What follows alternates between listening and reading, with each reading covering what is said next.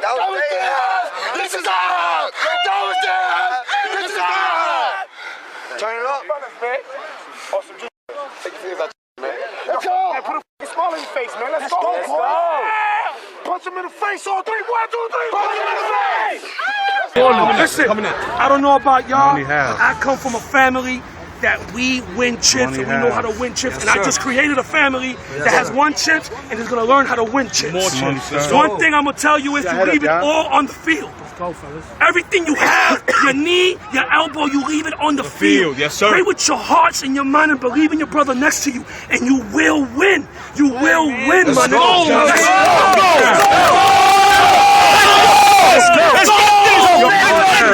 Let's get this! Let's go! 1, 2, 3! 4, 5, 6! Let's go, man! Let's go, gentlemen! Let's go! So both teams are hyped. They're ready to go. At this time, you had YMM down. I believe it was 20-17. Still close. They're still in the game. They get Jeremy in now. Second half. Jeremy was ready to explode because he was so hurt watching his team. But what bothers me is Jeremy came late. And he brought another player that he comes with late. And I think that hurt them. Just because you're not playing the first half, that don't mean you come late. So he didn't get there till late, and they lost another player that was supposed to be playing with them. Came late because he was with Jeremy. That's why I talk about the leadership with Jeremy. He got to know he got to be on time. So anyway, YMM gets the ball. Great kick return by YMM to start it off. But then Ralph gets sacked. Hurts them. So MVR is now showing the pressure. They already seen, you know, we really want this championship. We're not gonna let you give it to us. We're gonna take it. I mean, one thing that was another factor against YMM was the blitz. The blitz was keeping Ralph from seeing the guys that were open. They kept Ralph on his toes, and they kept him from being comfortable in the backfield. They were coming at him from both sides of the field. And it's hard enough seeing over Sean, who's a tall ball giver. I think he's underrated as ball. Yes, and I feel Sean's about, what, 6'4"? Yes, and I feel that that's a factor on their defense as well. If the quarterback can't see over you and he's getting blitzed, they're getting through the blockers. It's hard to make plays when they have guys in the quarterback's face throughout the game. And what hurts YMM is they don't really have the size to block, and the one guy that has size, he's not a great receiver. So when you put him in the block, you're taking away one of Ralph's receivers. You have to sit down Jeremy. You have to sit down Jesse.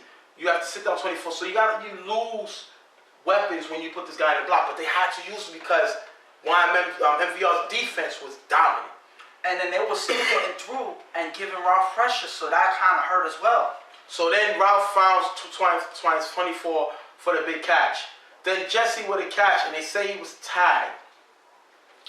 It was controversial, you know, but we're not even going to really focus on that. We're going to get to the next play, which Norm starts a big touchdown pass to Jesse.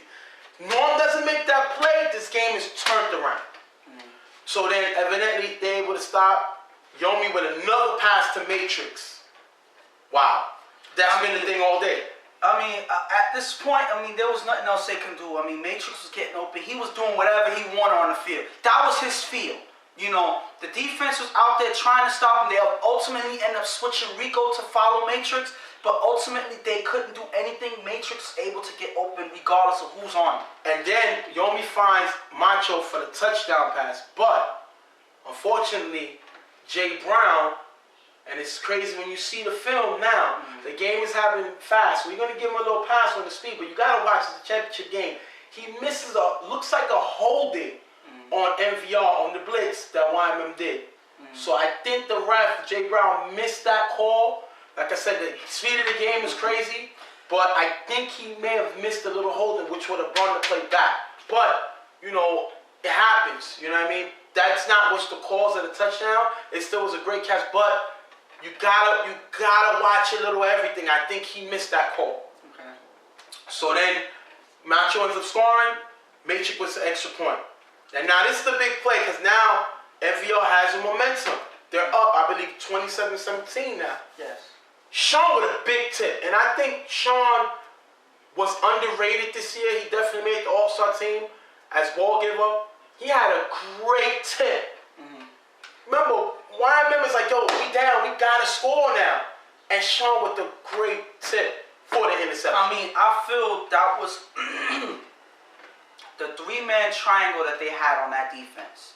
It was the guy coming in on the blitz, then they have Sean with the tip, and then they have the guy right there in the middle with the interception. Those three guys are what made that play.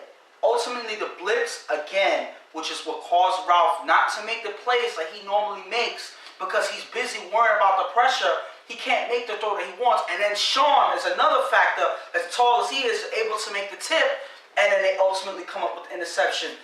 Ends YMM's drive. Yeah, and then you got Yomi with a pass to Hood. And on this play, Jeremy and Ouija gets into it. They got into it before. Ouija Ray was on a warning. He gets ejected. Jeremy gets to stay in the game. He was going to be ejected, but after the rest review, Jeremy stays in the game, but he gets a warning, but Ouija gets ejected. It's sad because when you watch the play, you see Jeremy is fighting to make a play. He fights through the defense. He fights through the blockers trying to make a play on a blitz, but ultimately he comes up short, and Yomi is able to make that pass to Hood. And of course, the thing about the thing that got Ouija ejected was he stepped up to Jeremy. And he initiated the whole altercation. Right. And that's what got Ouija ejected, and that's what kept Jeremy in the game. He got a warning because he didn't walk away, and that's something that a lot of players have to take into consideration. Regardless of what the issue is, one, we're not going to let these guys fight on the field. Right. Unfortunately, there was that incident with Jeremy that happened prior, but that was that one time where, one of the refs didn't get there in time, so they was able to scuffle and stuff like that. But we don't let that happen. Let's just nip that in the butt now. We don't let that happen. So ultimately, try to walk away. We know, a man's pride or whatever, we get it, but try to walk away. Benefit your team by not getting a penalty and not getting ejected. And then you have Yomi finding Norm for the touchdown. So now YMM is up. MVR is up. I believe now the score was 27-17. It's about 30-something. about 33, I would say. Okay. About 33, 33-17. Yeah. So now the game is starting to get away from YMM. Rico with the catch. Rico still has passion because now YMM has the ball back. Rico still has passion. He still is like, I'm going to leave everything I got on the field. That is what a leader does. MVR, another blitz, kind of throws Ralph off. So now it's like, pressure. That's all they wanted to do with Ralph. Pressure, because Ralph is not a runner. He's not going to run. So that's another thing that hurt YMM. Then Ralph finds a touchdown pass. A tip was tipped by Jesse, but Rico was there to recover with the catch. So Rico could have gave up. The game is already practically over. He evidently makes the catch. The team is hyped because they figure they are still in the game. Extra point was a penalty. YMM is too frustrated at this time. And are they mad at the refs? Are they mad at their coach? Are they mad at the team? I don't know. But sometimes you got to bottle that up and play football. I think they let their emotions lose this game for them. And if y'all gets the ball back, Yomi find a pass, nice move to Hood. Yeah. So now Hood is getting really involved in the offense. So then you got Ralph moving the ball. Evidently MVR doesn't score that drive. They get stopped. Yeah. So now YMM has the ball. They're down 2 scores. They figure we got to score. Ralph is moving the ball. But then evidently Ralph makes a throw.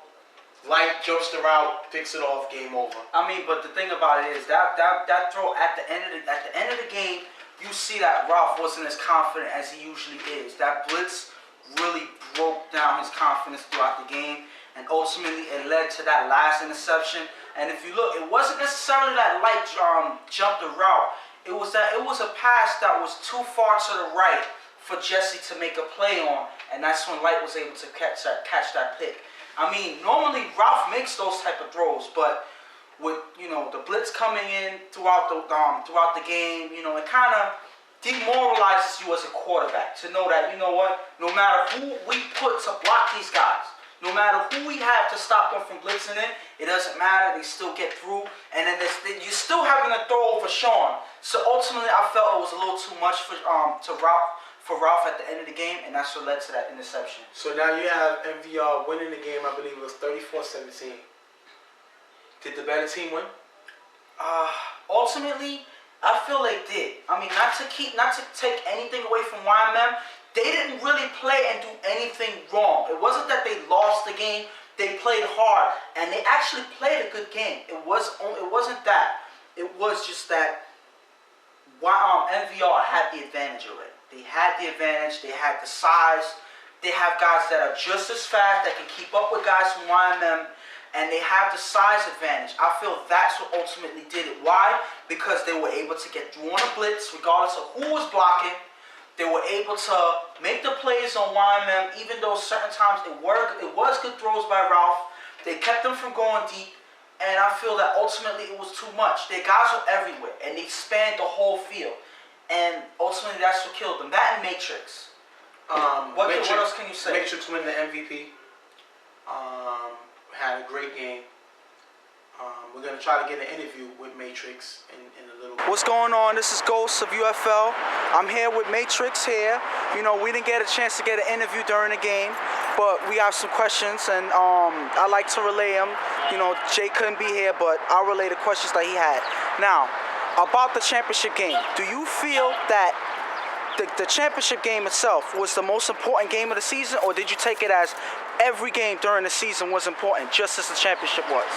Every game to me is a win or lose situation, but I'd rather go with the winning part. Okay. Come playoff time, everybody brings their A game.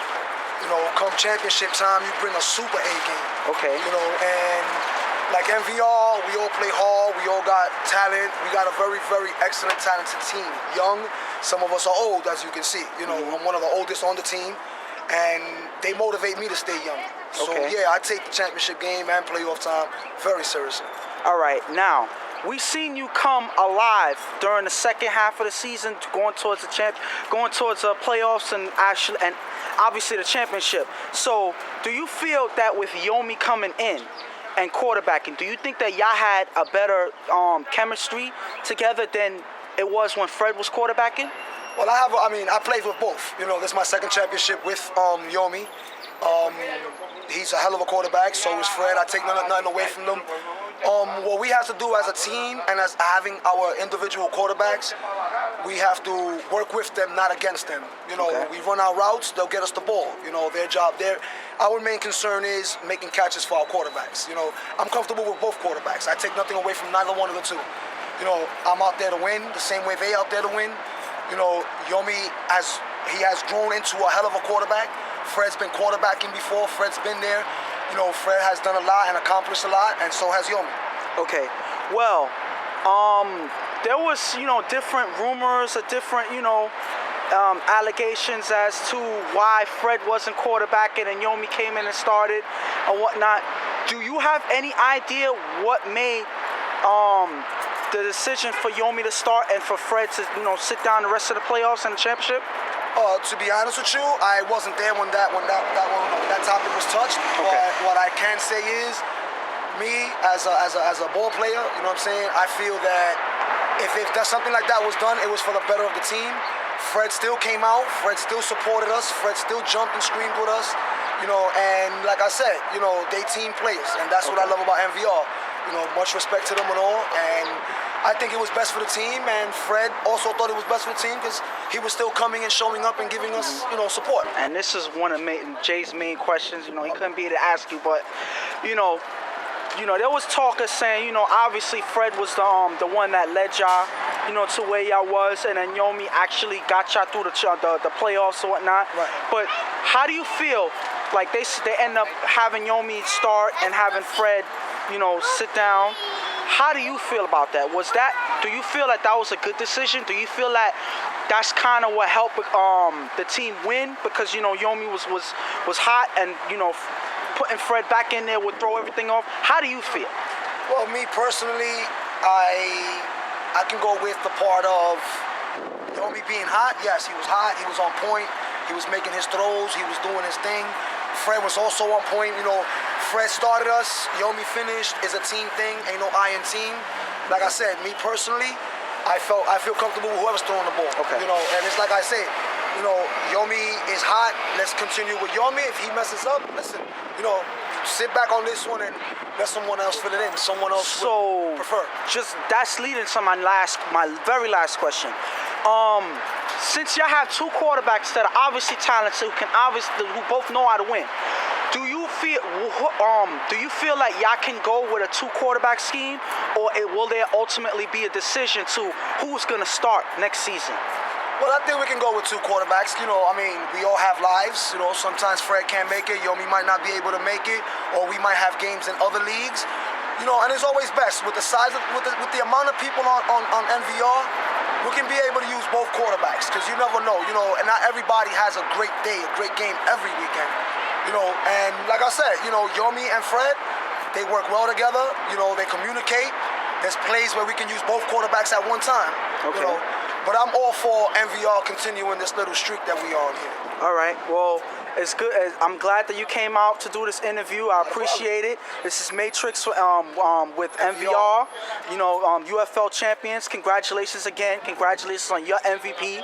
Thank you. And we'll catch y'all on the site. Thank you. Thank you so much. My beef with the whole situation is, you know, YMM lost games that they should have won. They lost a game to LPAC when they were basically more talented than LPAC. They lost a game against Riot Squad, which they're more talented than. But they lost these games based on emotion. This team Caesar got to go out and get some veterans. He has to go out and get some veteran playmakers that these guys respect. You just can't get an old head, you know, older guy to come in and think these guys are just going to respect him. You got to bring a talented older guy that these guys are going to respect. Because Ralph is a quarterback, but Ralph is not a vocal guy. You know, he's going to make his plays on the field, but he's not vocal. This team needs a passionate leader. And I think Rico can be the leader, but he needs somebody also there to be his muscle. Meaning, he tells the guys this is what he does, and he has one main guy backing him up. And that's supposed to be Jeremy, but I've seen Rico and Jeremy go at it at times. So we don't know what's going to go on with Jeremy. You know, I think, you know, a lot of people said that C should cut him. You know, a lot of people said that C should keep him. I know a lot of teams that would be interested in him, but he's a head case similar to like an Ocho Cinco or like a T.O. That's the type of player Jeremy is. And does his talent overdo his is he's talented enough that you could forget about his immaturity? I don't think so. I think that the immaturity hurts him more. Them 15-yard penalties, them cursing things, all that hurts you more than his playmaking helps you. So me, I would either consider maybe sitting him down, maybe having a nice talk with the team with him, and him to take it as a man. And if he can't follow, I will cut ties with him. Not because of his talent, because of his immaturity. And it hurts because he is probably one of their more talented players. He was one of their guys who actually was a part of this team getting to where they were. I feel that he's a guy that is almost just, if not just as talented as Rico on both sides of the field. He was the main guy who shut down Bug in terms of in the playoffs. He was the one that threw Bug off in that playoff game. And I feel like his talent is just there. You know he's talented. You know he's one of the better guys on the field. It's just that, just like you know that he's one of the better guys on the field, you know that he's a guy that's going to draw attention to your team in a negative way. He's going to get into a conflict with other guys. You know, I feel like that's just how he is. He's a person who doesn't stand out to nobody. He always looks to prove it. You know, and I feel that ultimately, as soon as he starts to mature and say, you know what, I don't need to prove myself to anybody. You know, I'm not scared of you, but I'm not going to waste my time arguing and getting in nobody's face. As soon as he gets that together, I feel like he's going to be a better player for it. And I feel that he'll benefit everyone else around him. So I think what YMN first needs to do to get better, one, they need some more veteran players. Two, they need to get more size. This team is smaller teams. Yes. Hurts them on special teams. It hurts them. They can't run the ball, you know, and it hurts them in a lot of different areas. They need to go get a big receiver, a receiver with size on him. Even if you put him in the slot, a team that's gonna distract the defense to sit down and say, whoa, this is a big guy coming over the middle or whatever, to open up the downfield. So, and it also takes the pressure off of Ralph having to make a play on every down, because if they have guys that can, you know, be able to roll out and run a screenplay with, you know, take the pressure, run the ball, something like that, to get Ralph from having to throw deep or make a play on every down. If it takes pressure off of Ralph and it gets the defense that they're playing against, if it's able to mix them up where they have to respect the run, it'll ultimately benefit their offense, you know, and it'll take them to another level. what MVR has to do next season, they have to figure out who's their quarterback. I mean, I don't think it's going to rock the whole season that it's Yomi or is it Fred, or we have two. No. They have to decide who's a quarterback and who they're going to stay with. If they go with Yomi, who won them a championship, it's what happens to Fred. Oh, okay, you wasn't good enough. Yomi's the quarterback, you have to play tight end. Or if you go with Fred, it's wait a minute, Yomi won us the championship. So I think this team has problems. I think the best solution, they have enough team guys to break up the team, go to two teams, and then have a friendly rivalry amongst each other, but also have two opportunities to be in the championship. I mean, we'll see. Remember, they came on a mission this season, you know, as tribute to their guy who passed. So I feel that they ultimately, you know, paid tribute. They won. They accomplished their mission at the end of the season. So all I can say is we'll see from here what they do.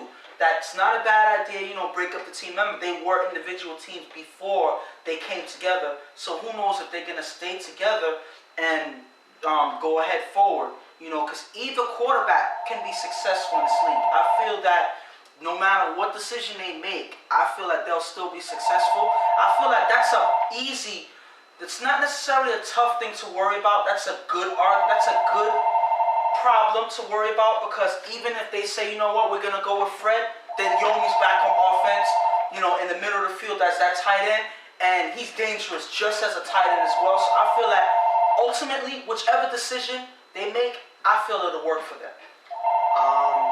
They got to figure out what they're going to do. I'm not as worried about them as you are. I think it is because Freddie's a fiery guy. He's a leader. And Yomi's a leader. And you can't coexist without saying who's a quarterback. And it's going to be talks, because it was talks all the whole championship game. Yomi's throwing and Freddie's watching. They didn't even put Freddie in to play offense. So what happens with Fred? He's a great quarterback. He was up there. His numbers were decent.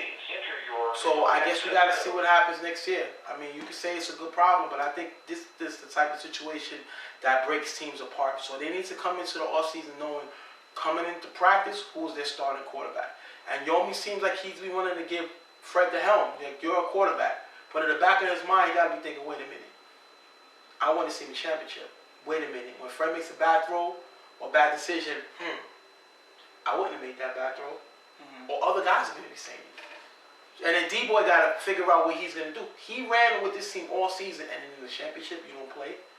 In the playoff game, you don't play. I don't understand that. He wasn't healthy. He wasn't hurt because he played. So I don't know what you're telling me, but I always believe you use what got you there. And for them to have D-Boy on the sideline not playing, there's no excuse for that. I think this team is too loaded, and they need to sit down and think about separating the team, because if this was a salary cap league, they'd be over the salary cap, because they got a lot of stars, and that's what it took you to win the championship. Fine, but now what are you gonna do? And then we got talks that Carver's coming in next year. It won't be the exact strong championship dominant Carver. That's what we discussed. That's what we come up with. If we let Carver in, it won't be the Carver that you know of winning multiple championships. There'll be a few of their players. I don't know if they'll keep the name, but it won't be the actual Carver mob, because I don't think the league is on that level yet that it needs a team like Carver mob. I would love Chuck to throw in this league, but he can't have that team because we're not there yet. You know, and that's a decision that the staff has made. A lot of people's going to worry about it, but you got to find a way to protect your product. And if we get one team in that's too dominant, it hurts the product. So maybe next year. They will be, maybe the following season, Carver will be allowed probably in the league, but not the actual Carver that everybody knows that done won. They already got, I believe, 2 championships already. And we in March. This year they already got it. So, and I think they got a chance for 2 more. So, that being said, Hopefully, we'll try to get the interview with Matrix. I don't know if it's going to be able to go through. Maybe we'll have it after the season because we're trying to wrap everything up. But other than that, great year. Everybody, you can contact me. Let me know when your team is starting in practice. We will be out there. We'll record a similar to spring training. We'll let you know what's going on with the team. We'll show every episode we'll show throughout the summer. We'll be on each team in the league that we know of. And we'll show you, we'll take a few clips of them and we'll talk to the coaches and the players and we'll take it from there. We get y'all hyped for football next season. I mean, and then there's also, the off season, like how Jay mentioned, I think in episodes prior, like if there's any guys that's looking to get connected with another team to see if they're gonna move to another team. Yeah, you give me a call, and I already can connect to let you know that Brick Squad and Ball So Hard are combining next year, so there'll be one team next season, which is I'm hyped about because what was Ball So Hard's problem? They didn't have a quarterback. And Brick Squad has two. Yeah. So I mean, I think it'll be a good idea. I think it's gonna be fun. Again, if you're a free agent or you're considering being a free agent, you call me. I'll speak to the team on your behalf, and they'll let me know if they wanted to pick you up. And that way, you don't have to leave your team, go there, and then it don't work out, and then come back to your team, because that'll be an awkward moment. So you get in contact with me, I will get in contact with the team, and then we'll see. And then after that, you can let your team know. I'll let your team know, listen, this team's interested, this person, however we do it. We'll talk some maybe trades next year, up until week 2. I think it's cool. Yeah. You play on a team and you decide, listen, this is not working. The captains are allowed to trade you. You're a part of the captain. The captain size coach is allowed to trade you.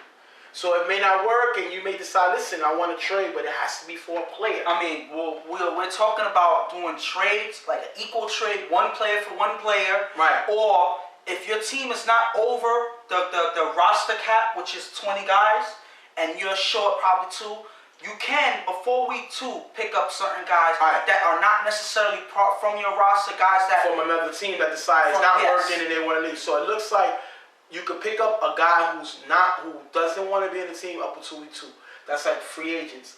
Up until week 3, you could pick up a player from another team. But we'll have some rules based on that. The league got to approve it. The captain on the other team got to approve it. The player doesn't have to approve it. Only the captains have to approve it. That's what's going into this league. So just to let you know, so maybe next year, Jeremy gets traded. Maybe Caesar wants to trade Jeremy and pick somebody up. Maybe Jeremy wants to be traded. Because remember, whatever you start week 1 with, you're locked into the roster. Week 1, this is your roster. This is the team you're coming in. By the end of week 1, before week 2, you have to make a decision if I'm going to leave that team. Well, then sometimes week 2, the game will come, and then you decide after that game, listen, I don't want to be with the team. You can't leave then. You have to be traded, which has to be agreed by both captains. So it's going to be hot next year. It's going to be hot next year. So that being said, we had a great time. Hopefully you enjoyed the season. We made some mistakes. We're going to fix it up. The video may be a little long, but so what? It's the last one of the year. We'll be giving some updates here and there about what's going on. But congratulations to MVR. They're the new 2013 UFL champs. Congratulations, guys. So we're coming in next season. A lot of questions. Is Carver coming? Is MVR going to be a complete team? Is the Brick Squad, Ball So Hard combined work? Are the Rose G's coming back, which is another question. I heard Swagger some teams interested in Swagger. And would that work? We got to see. It's a lot of things. A lot of things. A lot of uncertain things that we're waiting to talk about that we can't because we don't have enough information yet. But hopefully towards the end of the year, towards the next season, we'll get that information out for you. But I'm hyped for all of that. I know at the end of the season, the last week of the season, the Western Conference Championship, Reggie looked like he didn't look as hyped. It looked like he was going to retire, call it a career. But then in the All-Star game, he had a great time, and he was throwing. And hopefully, Reggie doesn't retire. I would love Reggie to come back. I seen him talking to Robert, who was from underrated, and he made a big impact against the Browns. Yes. And this kid is like a Wes Walker, you know what I mean? So it's a lot of things that's going to happen next year, and I'm hyped. So that being said, we hope y'all enjoy the film. God bless everybody. Stay healthy. Stay good for the summer. Enjoy the summer. But we'll see y'all early. Like I said, towards the summertime when you practice and stuff football, we'll be out there filming on the road, talking to every team in the league before the season starts. So we're hyped. Hope y'all enjoyed the UFL season. We're going to come to the close of 2012 season. 2012-2013 season is closed. Now it's time to start the 2013-2014 season. We'll see y'all soon. Checking y'all later. This is Stephen J. And I'm Ghost. We'll see y'all next season, peoples.